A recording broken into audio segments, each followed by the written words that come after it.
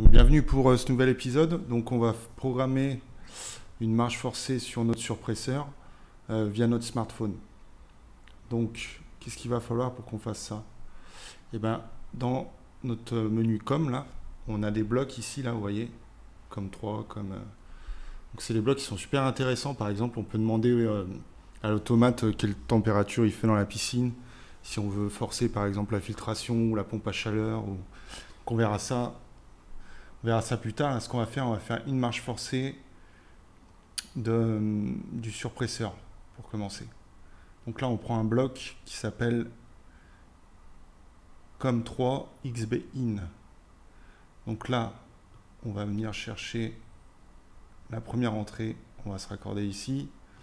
On va mettre ici phone 1.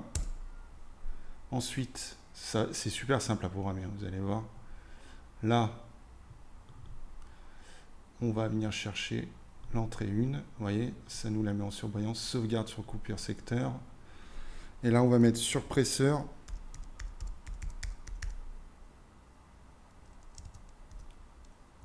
On.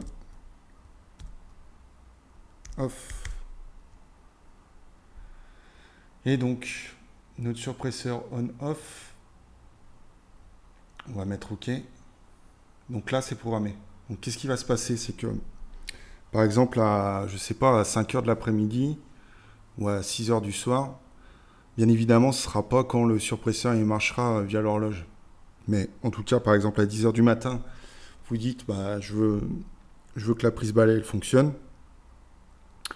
Vous envoyez un message à votre automate en lui marquant surpresseur. Vous marquez ça là, surpresseur on-off. Et lui va vous répondre off. Et là, vous marquez surpresseur de petits points on et ça va l'enclencher. Voilà. Donc c'est vraiment bien.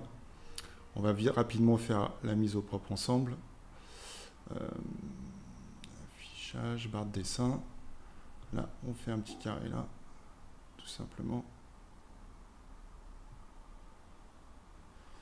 Là, on met à l'arrière-plan la couleur. On va mettre le gris, mais un gris plus foncé.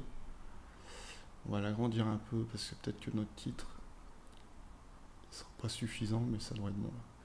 Ça, après on va aller chercher un texte ici. Là, on le met en blanc.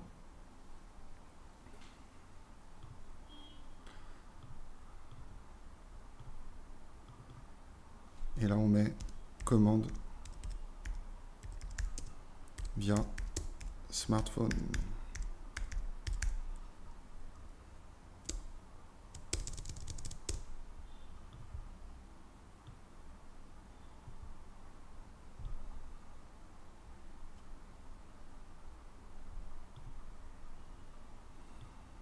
On va y arriver. Grouper. Ici, ça on peut y mettre en bas. Ça sera fait. Voilà. Et on va aller mettre notre petite légende en haut. Ça, c'est bon. Ici, on agrandit. Et comme barre de dessin, on vient prendre un carré là.